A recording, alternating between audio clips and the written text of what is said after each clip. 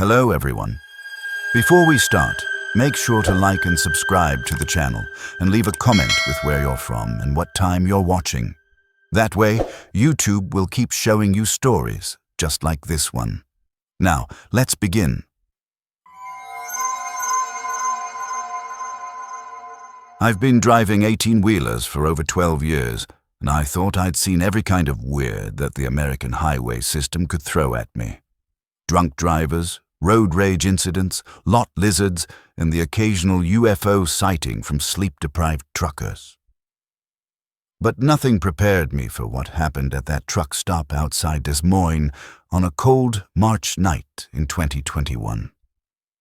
I was running a load of furniture from North Carolina to Seattle, making decent time despite some weather delays in Missouri. It was just past midnight when I pulled into the Flying J off I-80.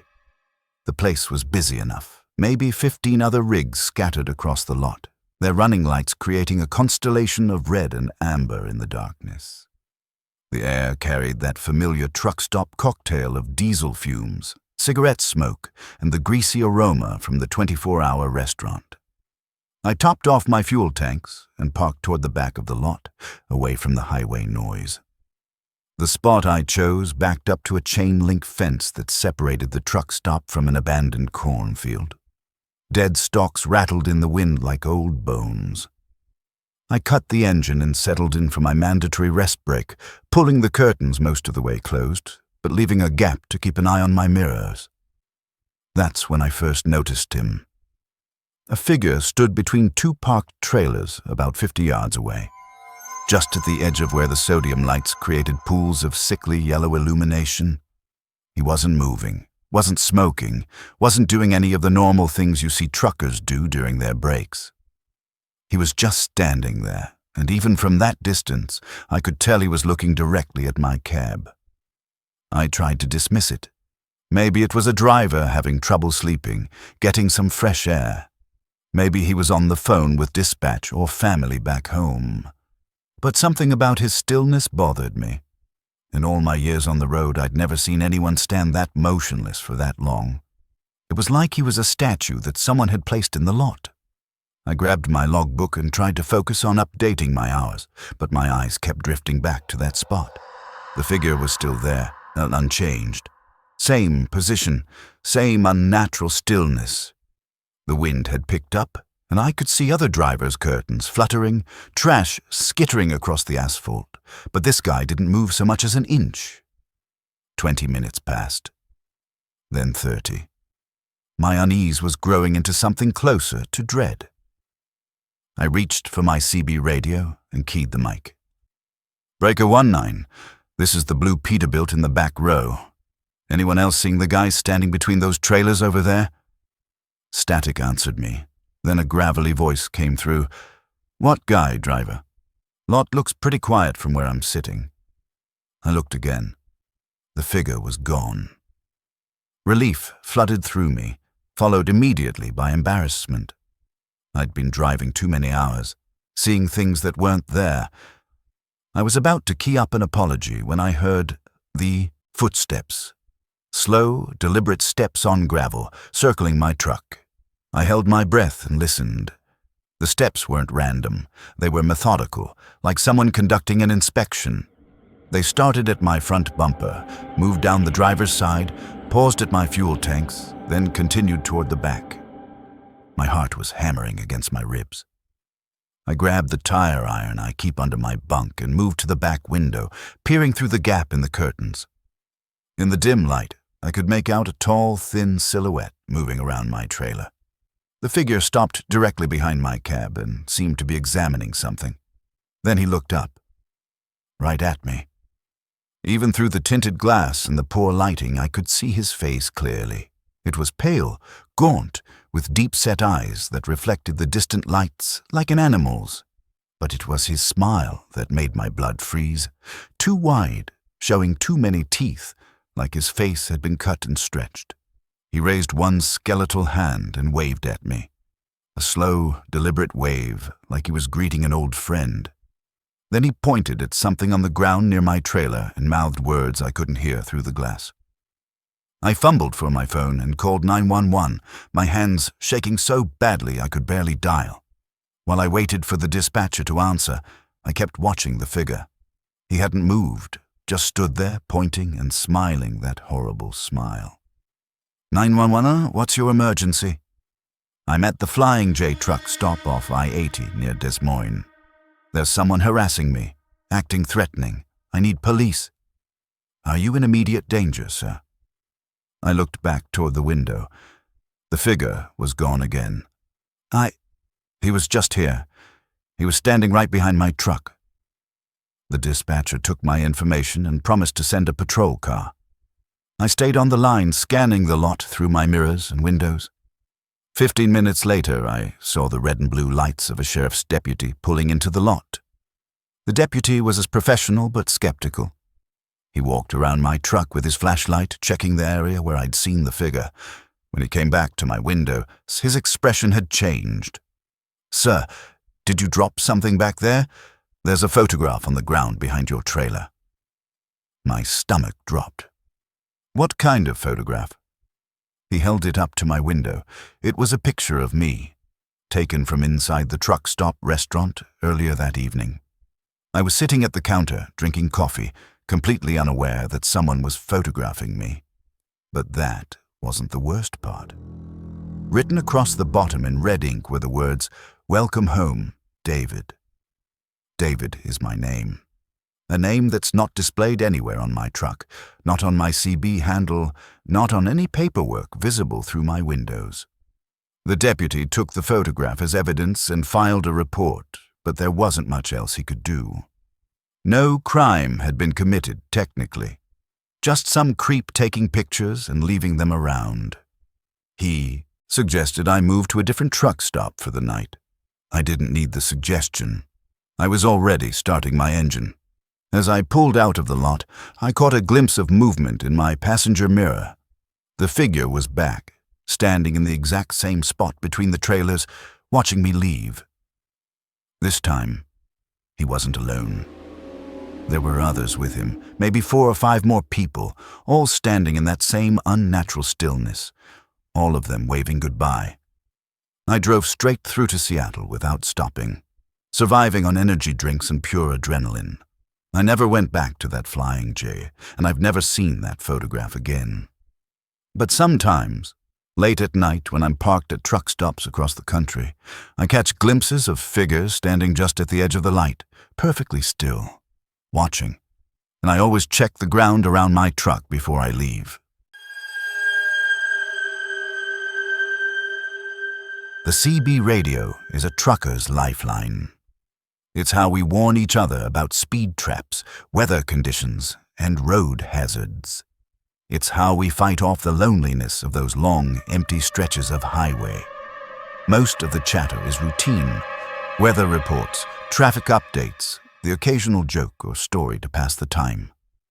But sometimes, late at night when the airwaves get strange, you hear things that don't belong on any radio frequency. This happened 2 years ago when I was hauling a load of steel coils from Pittsburgh to Phoenix. I was making good time across Oklahoma on I-40, running through the night to beat a delivery deadline. The highway was nearly empty, just the occasional set of headlights in my mirrors or coming toward me in the opposite lane. It was the kind of peaceful, meditative driving that experienced truckers learn to love. I had my CB tuned to channel 19, listening to the sparse late-night traffic.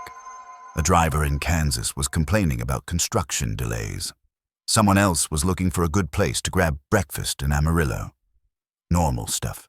The kind of voices that make you feel connected to the brotherhood of the road, even when you're alone in your cab at 2 a.m. That's when the other voice came through. Eastbound Freightliner with the blue tarps. You've got a beautiful night for driving. I looked around, confused. I was driving a Freightliner, and I did have blue tarps covering my load, but I was westbound, not eastbound. Maybe the guy had his directions mixed up, or maybe he was talking to someone else. I didn't respond. A few minutes later, the voice came again. Sorry, I meant westbound Freightliner. You're making good time through Oklahoma. How's that left steer tire treating you? My blood went cold. My left steer tire had been showing signs of wear, something I'd been monitoring for the past few hundred miles. It wasn't visible from outside the truck unless you got down and looked closely. I'd been planning to have it checked at the next truck stop. I grabbed my mic. "Breaker 19, who's asking about my tire?" Static. Then, "Just a concerned fellow driver. That tire's got maybe another 1,000 miles left in it. You should get it looked at in Oklahoma City."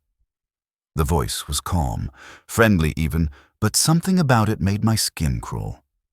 It sounded too clear, too close, like the person was sitting in my passenger seat instead of broadcasting over radio waves. "What's your 20?" I asked, using trucker slang for location. "I'm right behind you." I checked my mirrors.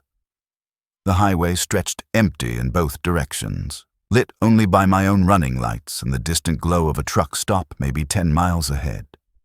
No headlights, no other vehicles. "I don't see you back there, driver." "Look closer." I adjusted my mirrors, slowed down slightly, scanned the darkness behind me. Nothing. But as I was looking, I noticed something that made my heart skip. There were tire tracks in the dust on my trailer, fresh tracks that looked like someone had been walking alongside my truck. But that was impossible. I'd been maintaining highway speed for hours. "Who is this?" I demanded into the mic. "Someone who's been watching you, Marcus. Someone who knows you're carrying more than just steel coils back there." Marcus is my name. My real name, not my CB handle, not the name on my truck registration. And he was right about the cargo. I had a small personal shipment hidden behind the steel coils. Some family heirlooms I was moving for my sister. Nothing illegal, but nothing that should be visible to anyone else. I pulled over at the next truck stop, a small independent place called Desert Rose Travel Center. My hands were shaking as I parked and got out to inspect my trailer. The tire tracks were there, clear as day in the dust. Footprints that circled my entire rig, as if someone had been walking around it while I was driving 70 miles per hour down the interstate. Inside the truck stop, I approached the night clerk, a tired-looking woman with hollow eyes. "Did you see anyone else come in here tonight? Another trucker, maybe someone asking about me?" She looked at me strangely. "You're the first customer I've had in 3 hours, hon. Everything okay?" I bought a coffee and sat in the restaurant area, trying to make sense of what had happened. The CB in my truck crackled to life, audible through the thin walls. "Marcus, you can't hide in there forever." I ran outside to my truck and grabbed the mic. "What do you want?" "I want you to understand that some loads are heavier than they appear. Some cargo follows you home. Check your personal shipment, Marcus. Check it carefully. If you're still listening, you probably enjoy stories like this. A like or a comment helps keep them alive." Against my better judgment, I climbed into my trailer and made my way back to where I'd secured my sister's belongings.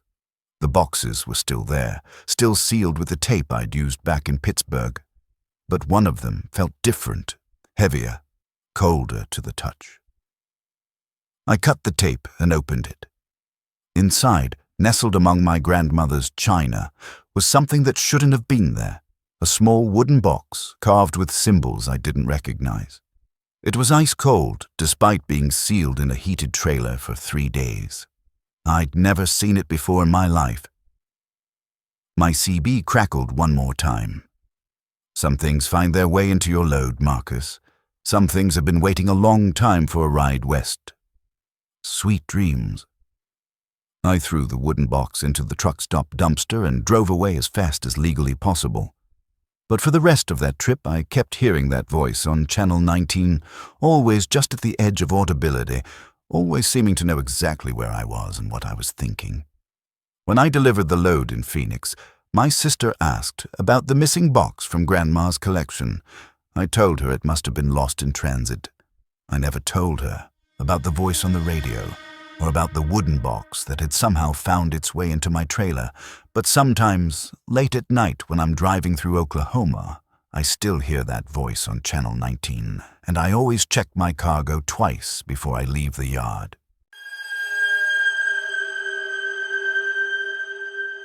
Truck stop showers are a necessity of life on the road, but they're not always pleasant places.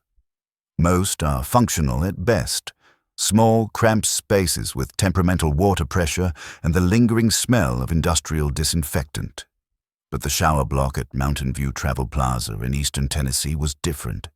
It felt wrong from the moment you walked in, like the building itself was holding its breath. I discovered this place during a particularly brutal thunderstorm in late September. I'd been driving through the Appalachian Mountains when the weather turned violent. Sheets of rain, winds that rocked my trailer, and lightning that turned the sky into a strobing nightmare. I had to find shelter, and Mountain View was the only truck stop for 50 miles. The place looked like it had been built in the 1970s and hadn't been updated since.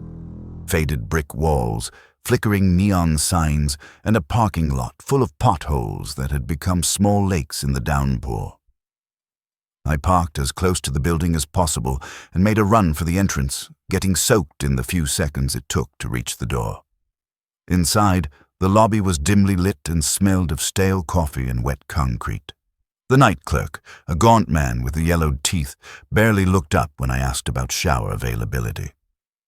"Shower blocks around back," he said, sliding me a key attached to a heavy plastic tag. "Number 7. Water's hot, but don't stay in there too long.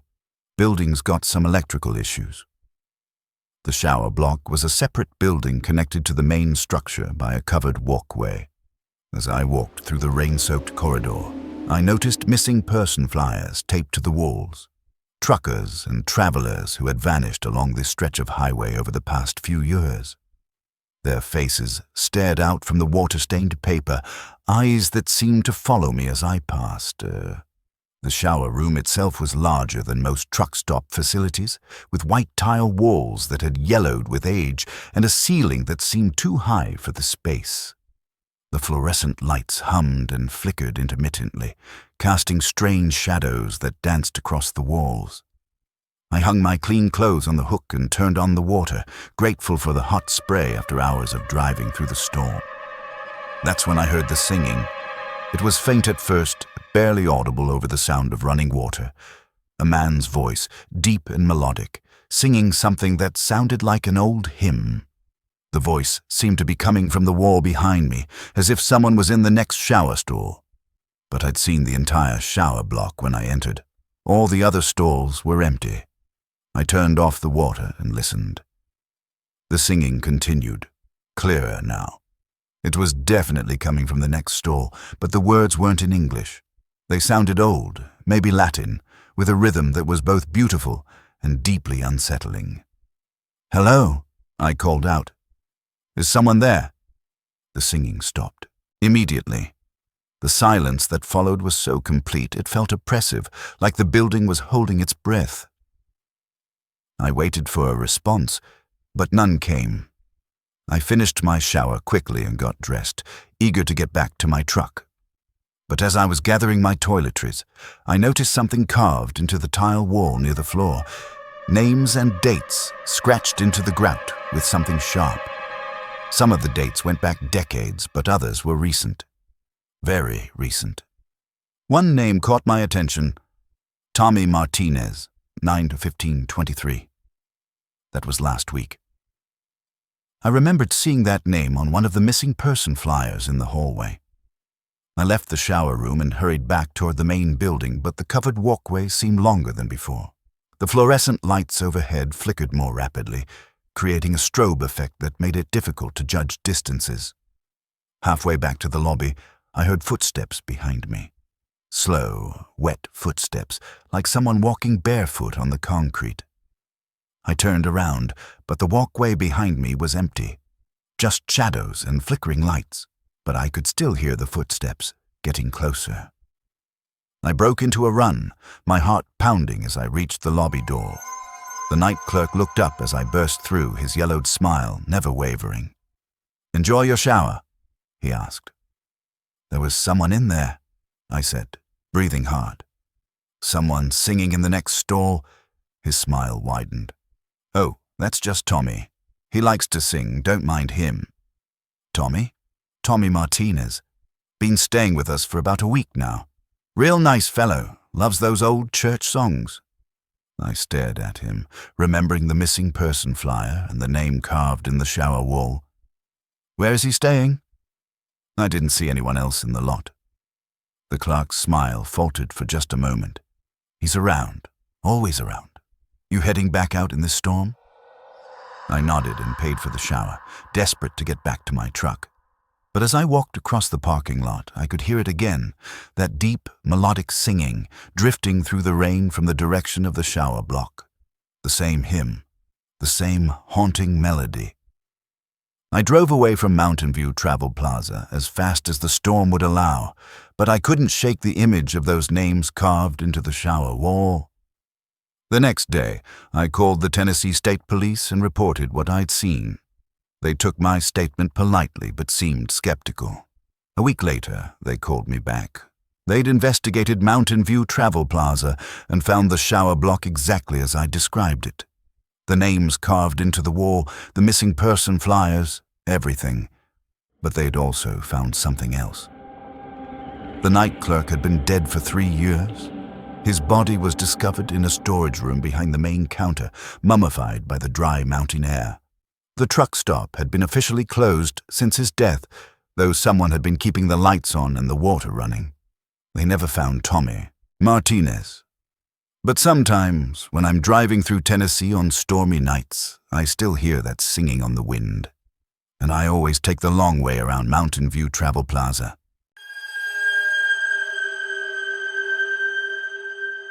Some truck stops feel wrong from the moment you pull into the lot.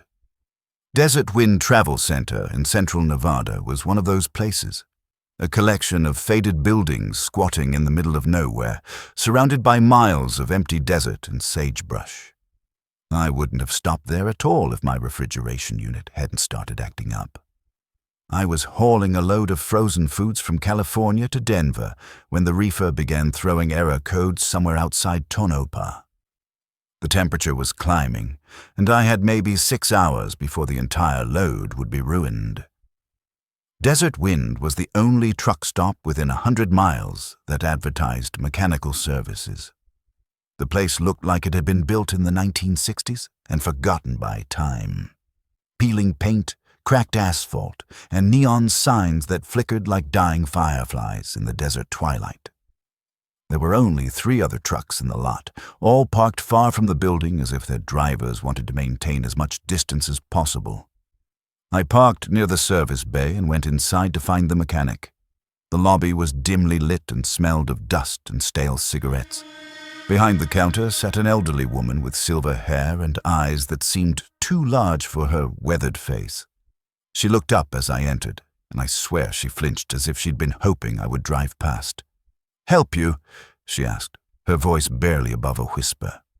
"My reefer's acting up. Do you have a mechanic who can take a look?" She shook her head slowly. "Mechanic's not here. Won't be back until morning. You'll have to wait." "I can't wait. I've got frozen goods that'll spoil." The woman studied me for a long moment, her large eyes never blinking. "You can park overnight, but you need to follow the rules. Keep your curtains closed after sunset. Don't walk around the lot after midnight, and whatever you do, don't go near the old storage building behind the restaurant." "What's in the storage building?" "Nothing that concerns you. Just don't go there. The last driver who ignored that rule." She trailed off, shaking her head. I paid for parking and fuel, unnerved by her warnings, but not sure what else to do. As the sun set behind the distant mountains, I called my dispatcher to explain the delay. The temperature in my trailer had stabilized for now, but I knew it wouldn't last. Around 10 o'clock, I decided to grab some food from the restaurant. The place was nearly empty except for one other trucker, a heavy-set man with a gray beard who sat alone in a corner booth. He looked up as I entered, and I saw something in his eyes. Fear, maybe, or recognition. "You're new here," he said as I passed his table. "Just passing through. Reefer problems." He nodded grimly. That's how it starts. Mechanical problems, weather delays, something that forces you to stay overnight. Then you see things, hear things. And if you're unlucky, he gestured toward the window, where I could see the dark outline of the storage building behind the restaurant. The clerk mentioned that building. What's the deal? The trucker leaned forward, lowering his voice. 3 months ago, a driver named Pete Kowalski broke down here. Same as you. Reefer problems. He was hauling ice cream, getting desperate as his load melted. The clerk gave him the same warning she gave you, but Pete was stubborn. He figured there might be spare parts or tools in that storage building. What happened to him? They found his truck the next morning, engine still running, reefer working perfectly. But Pete was gone. No sign of a struggle, no indication where he went. Just gone. His logbook was open on the passenger seat, and someone had written in it. One line, in handwriting that wasn't Pete's. The desert keeps what it needs. I felt a chill run down my spine despite the warm desert air. Did they ever find him? The trucker shook his head. But that's not the strangest part. A week later, another driver came through with the same problem. Broken reefer, desperate to save his load. The clerk gave him the same warnings, but this guy was smart. He listened, stayed in his truck, kept his curtains closed, waited for morning. And when the mechanic arrived, he found Pete's reefer unit attached to the new guy's trailer, working perfectly, like it had been installed by a professional. But Pete's truck was still in the impound lot across town, and his reefer was still attached to it. I stared at him, trying to process what he was saying. That's impossible. Nothing's impossible out here. The desert has its own rules, its own logic. And sometimes, when you're desperate enough, you make deals you don't remember making. I returned to my truck deeply unsettled, but I followed the warnings. I kept my curtains closed, stayed inside my cab, and tried to sleep despite the growing heat in my trailer. Around 2 a.m, I heard footsteps on the gravel outside. Slow, deliberate steps that circled my truck twice before stopping at my driver's side door. Someone knocked. 3 soft taps, then silence. I didn't answer. I didn't even move. I just lay there in my bunk, listening to my own heartbeat and the occasional creak of my trailer as it expanded in the heat. The knocking came again, more insistent this time.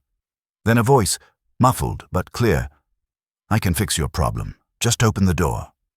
It was a man's voice, friendly and reassuring, but something about it felt wrong, like it was trying too hard to sound human. I can save your load, the voice continued. All I need is a small favor in return. Just open the door and we can discuss terms. I closed my eyes and tried to block out the voice, but it kept talking, describing my cargo in detail, explaining how the rising temperature would ruin everything, offering solutions that seemed too good to be true. The voice knew things it shouldn't know, the exact contents of my trailer, my delivery schedule, even my dispatcher's name. Finally, after what felt like hours, the voice stopped. The footsteps moved away, crunching across the gravel toward the back of the lot. I waited until I heard a door slam in the distance, then carefully peered through my curtains. The storage building behind the restaurant was lit up, warm yellow light spilling from its windows. I could see shadows moving inside, figures that seemed to be working on something mechanical. The sound of tools and machinery drifted across the lot, even though it was 3 a.m. I didn't sleep for the rest of the night. When the sun finally rose, the storage building was dark and silent again, as if nothing had happened. The mechanic arrived at 8 o'clock sharp, a cheerful man who had my reefer fixed within an hour. Simple compressor problem, he explained. Happens all the time in this heat. You're lucky you caught it before you lost the whole load.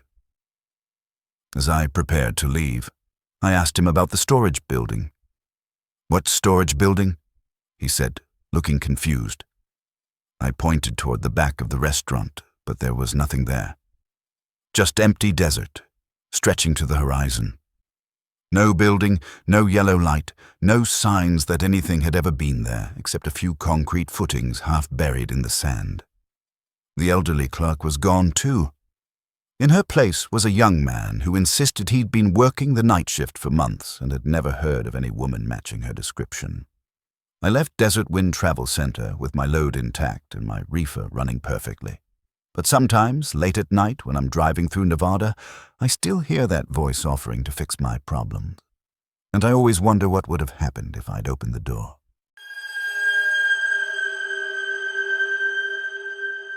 Breaking down on the road is every trucker's nightmare, but breaking down in the middle of nowhere with a valuable load is worse than a nightmare. It's a disaster waiting to happen.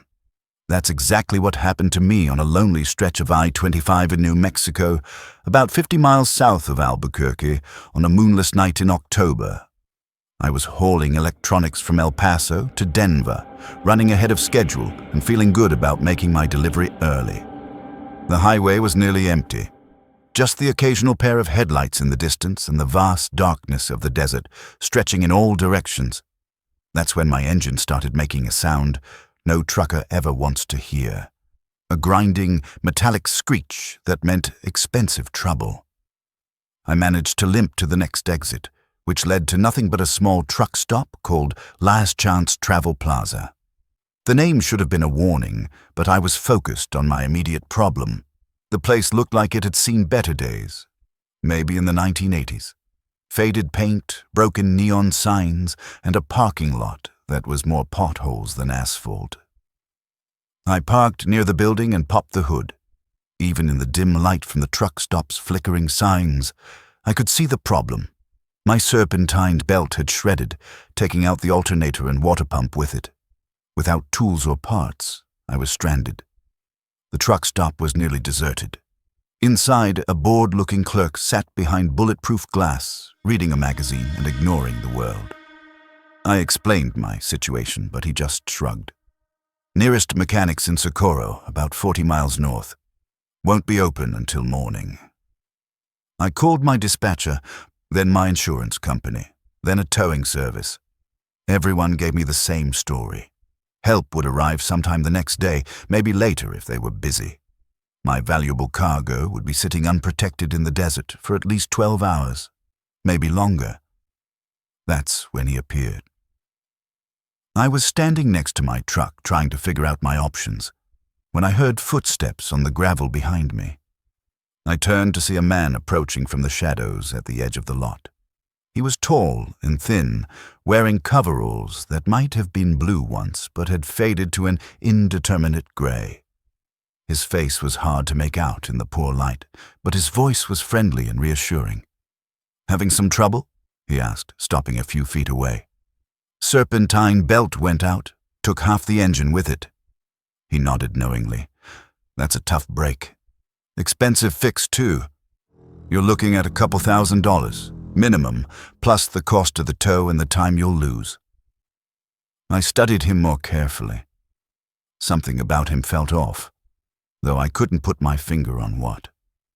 Maybe it was the way he stood too still, or the way his voice seemed to come from somewhere other than his mouth. "You a mechanic?" I asked. "I help people with problems, all kinds of problems." He stepped closer, and I caught a whiff of something strange. Not body odor or aftershave, but something metallic and cold, like the smell of a morgue. "I can have you back on the road in an hour. Your cargo delivered on time, your dispatcher happy, your insurance company none the wiser." "How?" "I have my methods. But my services aren't free. Nothing worthwhile ever is." I should have walked away right then. Every instinct I had was screaming warnings, but the thought of losing my load, missing my delivery, and facing the insurance hassles kept me listening. "What kind of payment are you talking about?" His smile was visible even in the darkness, too wide and showing too many teeth. "Nothing you'll miss right away. Just a small piece of yourself. A memory, maybe. Or a few years from the end of your life. You won't even notice it's gone." "That's crazy talk." "Is it?" You're sitting here in the middle of nowhere with a broken truck and a cargo worth more than most people make in a year. I'm offering you a solution, the only solution that gets you out of here tonight." I looked back at my truck, thinking about the electronics in my trailer, the delivery deadline, the consequences of failure. The man seemed to sense my wavering. "I've helped other drivers in similar situations. Ask around at any truck stop between here and Denver. They'll tell you about the man who fixes impossible problems. They might not remember all the details. That's part of the price.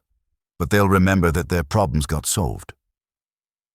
"What exactly are you offering?" "I'll fix your truck. Better than new. It'll run for another 1,000,000 miles without major problems. Your cargo will be delivered on time in perfect condition. Your reputation will be intact. All I ask in return is something you won't miss." He reached into his coveralls and pulled out what looked like a standard service contract, the kind mechanics use for repair estimates. But the paper felt wrong, too smooth, too cold, and the writing seemed to shift when I wasn't looking directly at it. "Just sign here," he said, producing a pen that gleamed like silver in the darkness. "Standard terms and conditions. Nothing you haven't agreed to before." I took the contract and tried to read it, but the words seemed to blur and rearrange themselves. The only thing I could make out clearly was a line at the bottom for my signature. "I need to think about this. Time's wasting. Every minute you wait is another minute your cargo sits unprotected.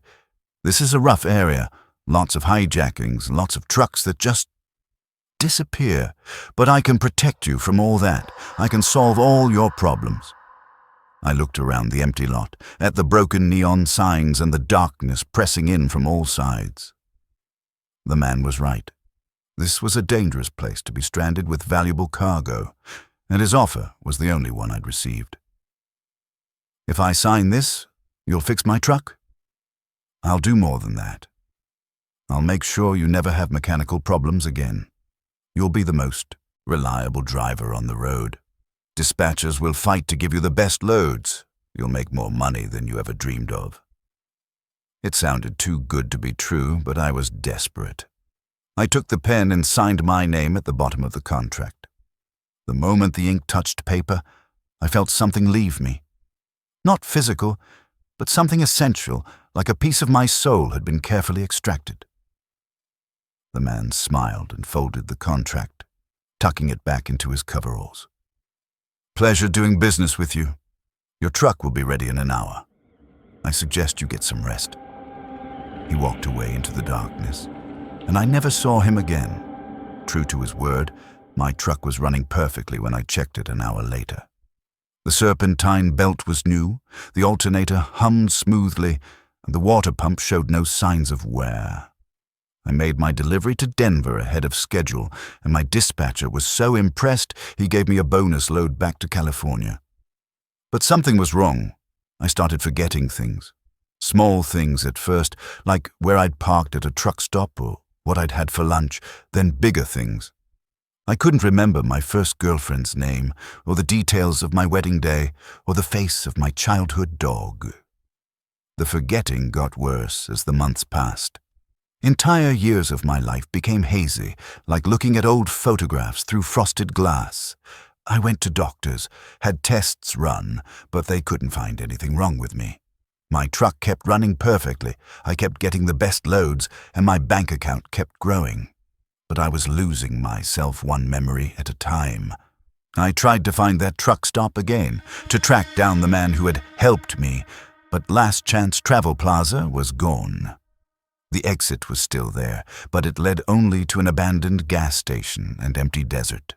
No one I talked to remembered a truck stop at that location. That was 3 years ago. I'm still driving, still making good money, still getting the best loads. But I can't remember my mother's voice, or my first day of school, or the taste of my grandmother's apple pie. I'm losing pieces of myself every day, and I don't know how to stop it. Sometimes, late at night when I'm driving through New Mexico, I see him in my mirrors. That tall, thin figure in faded coveralls, standing by the side of the road with his too wide smile. He waves as I pass, like we're old friends, and maybe we are. I just can't remember anymore. Some say it ended that night, but I still wake up screaming. Thanks for listening, if you made it through the darkness.